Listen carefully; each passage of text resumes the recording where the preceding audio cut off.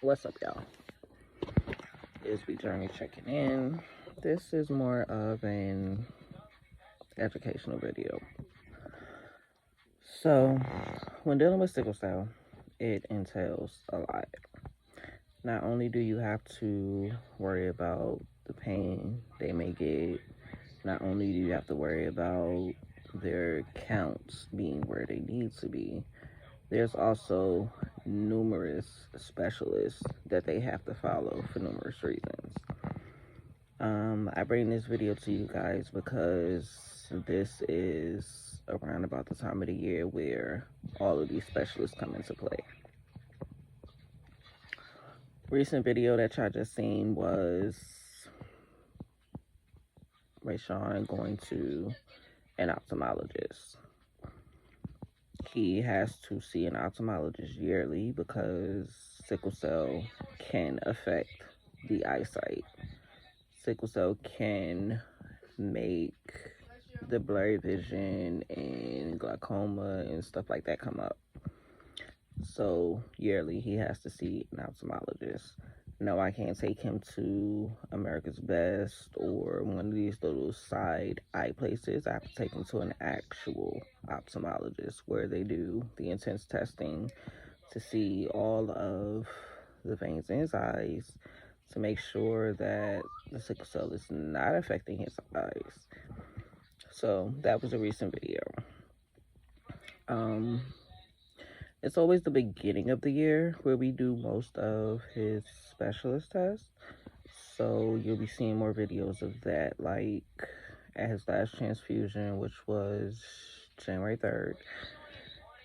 His hematologist gave me referrals for him to get an MRI of his head, which they're looking to make sure that his blood flow in his brain is still going the way that it should go and he's getting the proper oxygen to his brain.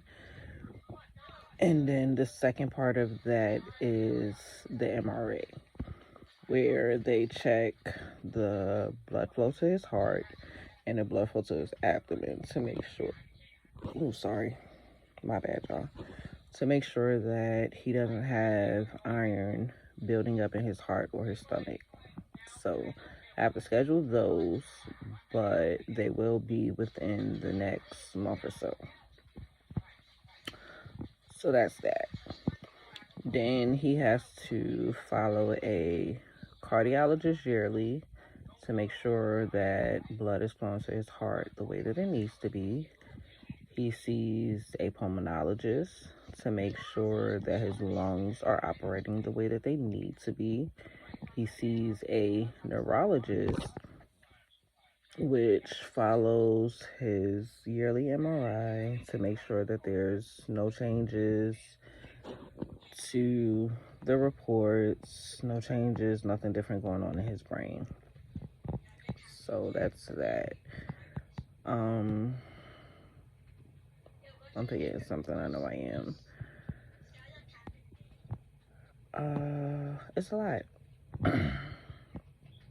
There's no sickle cell. It's a lot.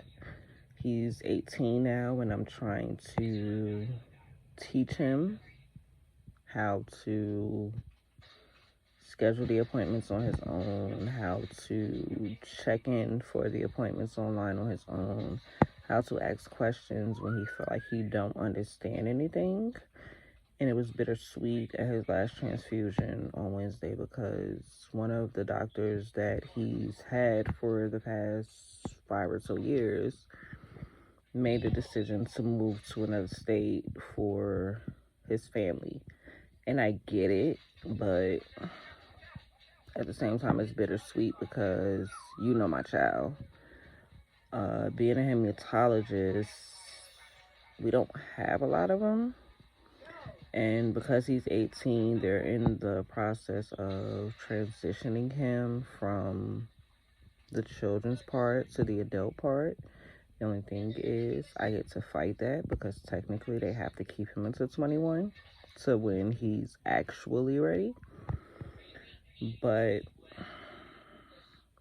losing a doctor that knows you Like, it could be times where Ray's in crisis and I'll call the emergency line for them.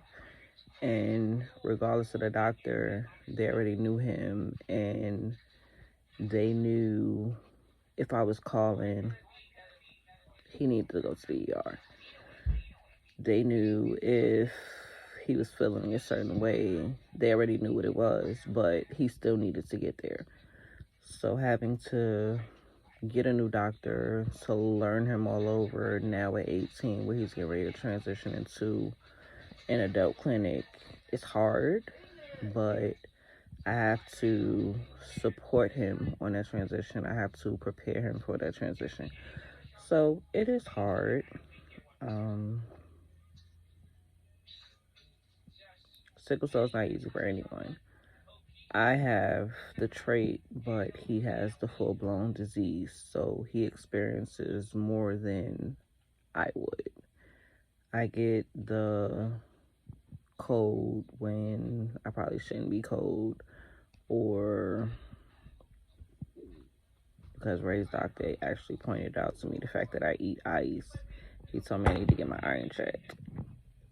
Something I never did, but he did suggest it, that I needed to because of my fascination with ice. But I eat ice all the time. That's something I've been doing for years. But according to him, that's a part of my anemia. But we're here. Videos to be flowing, doctor's appointments, everyday life. We will be starting game night back once I get a regular schedule. Until then, continue to take the journey with us. This is what started it, and I'm going to continue to take y'all on this journey with me because not enough people know about sickle cell. Not enough people are bringing awareness to sickle cell disease or what they go through, how they live on a day-to-day basis. So why not inform y'all? But until next time, continue to take the journey. I appreciate y'all.